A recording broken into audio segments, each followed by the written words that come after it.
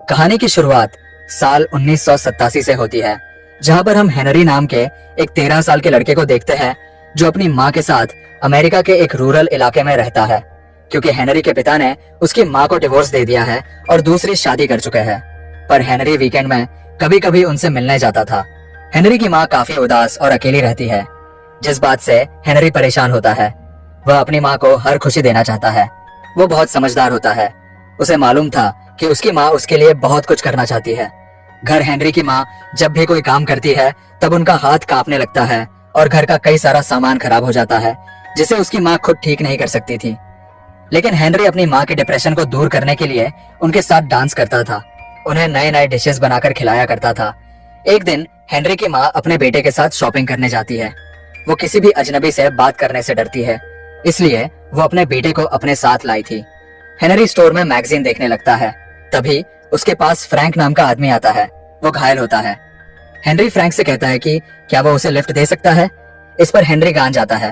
वो उसे अपनी माँ के पास ले जाता है। तब हेनरी की माँ कहती है कि हम तुम्हें लिफ्ट नहीं दे सकते। तब फ्रैंक हेनरी के गले पर हाथ रखता है, यानी कि धमकी देता है। तब हेनरी की माँ ना चाहते हुए भी फ्रैंक को गाड़ी में बैठा लेती है। वो पूछती है कि उसे कहाँ जाना है। फ्रैंक कहता है कि उसे वो अपने घर रुकने दे, वो बस कुछ देर आराम करके चला जाएगा। हेनरी की माँ उसके पेट पर खून के निशान देखकर इसके बारे में पूछती है।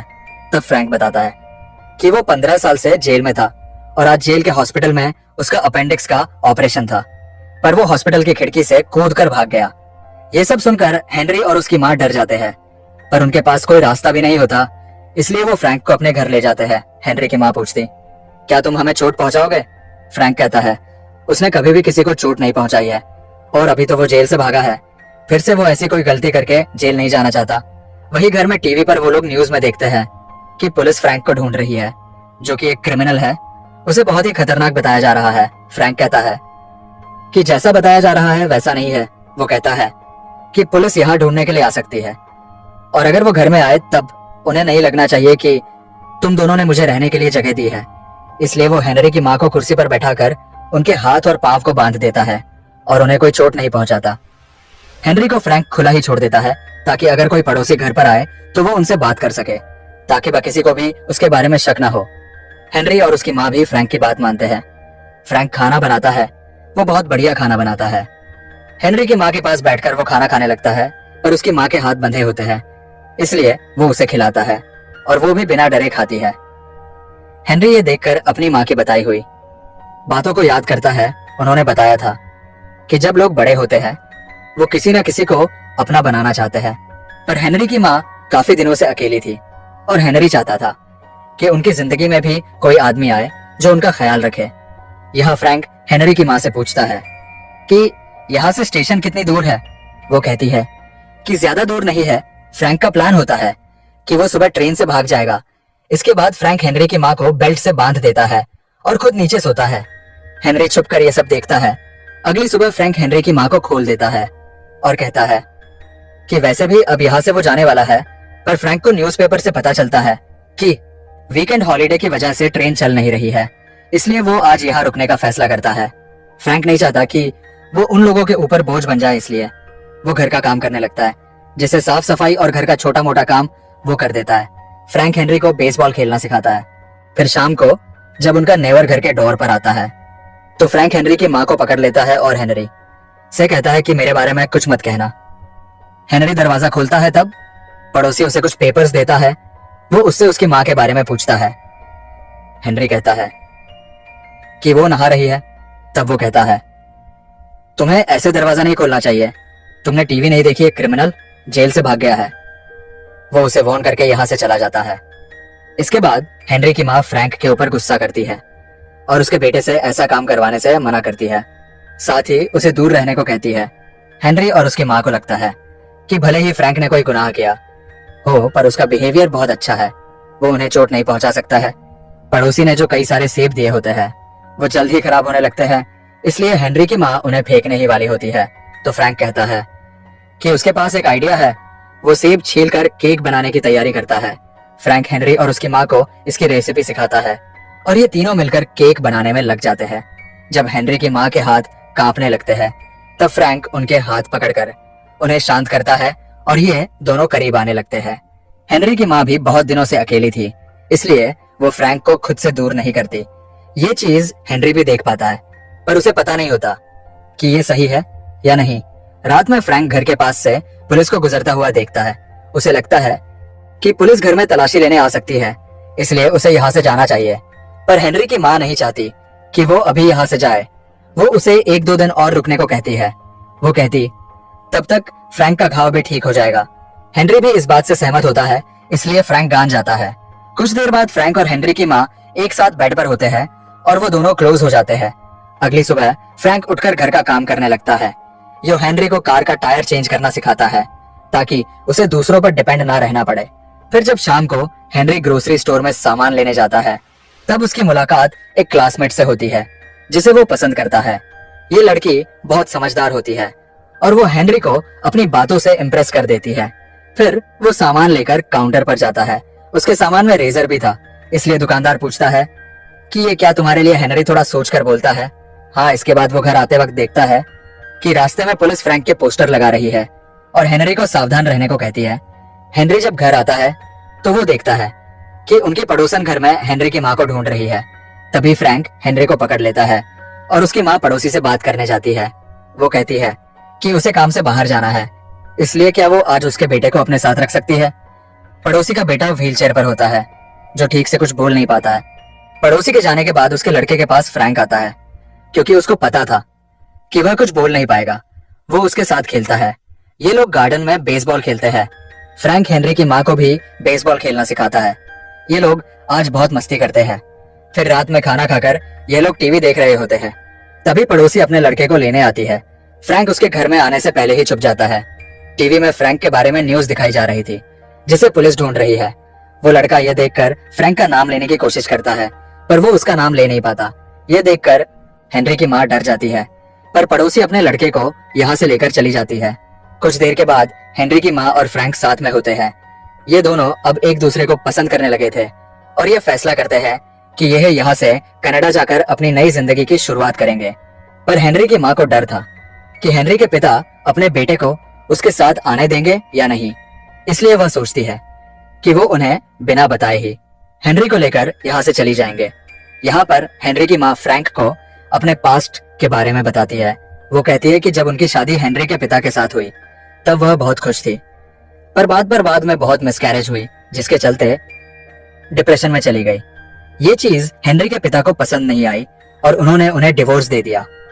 पर बाद में हेनरी की माँ ने हेनरी को जन्म दिया, जिसके चलते उन्हें जीने का दूसरा मौका मिला। यहाँ फ्रैंक भी अपनी कहानी बताता है कि वो एक लड़की से मिला और दोनों ने एक दूसरे से शादी भी की। उनकी एक बेटी हुई, लेकिन फ्रैंक को पता चला कि यह बेटी उसकी नहीं है। उसकी पत्नी किसी और के साथ रिलेशनशिप में थी और उसे धोखा दे रही थी। फ्रैंक अपनी पत्नी को डिवोर्स देना चाहता था, लेकिन उसकी पत्नी ने अपनी ही बेटी को बाथटब में डालकर मार डाला, जिससे गुस्सा होकर फ्रैंक ने उसे जब धक्का दिया तब वह सीढ़ी से गिर गई और अनजाने में उसकी पत्नी की मौत हो गई। फिर पुलिस ने आकर उसे अपनी पत्नी और बेटी के खून के जुर्म में पकड़ लिया। अगली सुबह हेनरी की माँ हेनरी को बोलती है कि वह तीनों कुछ ही दिनों में कनाडा शिफ्ट होने वाले हैं, पर हेनरी यह सुनकर खुश नहीं होता। तब उसकी माँ उसे लाइब्रेरी में जाकर कुछ बुक्स लाने को कहती है, क्योंकि उन्हें कनाडा के वीजा से रिलेटेड कुछ जानकारी चाहिए थी। इसके बाद हेनरी लाइब्रेरी में जाता है और अपनी माँ की बताई हुई बुक लाता है। तभी उसकी मुलाकात उसी लड़की से होती है जिसे वह पसंद करता है। हेनरी उससे पूछता है कि तुम यहाँ पर किसके साथ रहती हो। वह कहती है कि उसके माता पिता का डिवोर्स हो चुका है और उसकी माँ ने अपने बॉयफ्रेंड से शादी कर ली है। वह भी अपने पापा के साथ रहती है। हेनरी बताता है कि उसकी माँ का अभी अभी एक बॉयफ्रेंड बना है, जिस पर वो लड़की कहती है कि तुम्हें उसे घर से बाहर कर देना चाहिए, नहीं तो वो दोनों शादी करके तुम्हें छोड़ देंगे।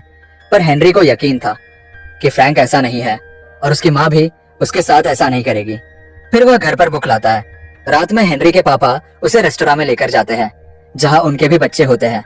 हेनरी के पापा पूछते हैं उसे कौन सा स्पोर्ट्स खेलना पसंद है। वो कहता है कि मुझे डांस करना पसंद है। ये बात हेनरी के पापा को पसंद नहीं आती। वह कहता है देखो तुम्हारी डांस करना पसंद है, पर इसमें कुछ भी नहीं रखा। फिर उसके पापा हेनरी को घर छोड़ देते हैं। वह घर में फ्रैंक और अपनी माँ को तेज म्यूजिक पर डांस करते हुए देखता है, पर वह नाराज होता है। वो उनके साथ कनाडा नहीं जाना चाहता है, पर हेनरी की माँ उसे अकेला नहीं छोड़ सकती।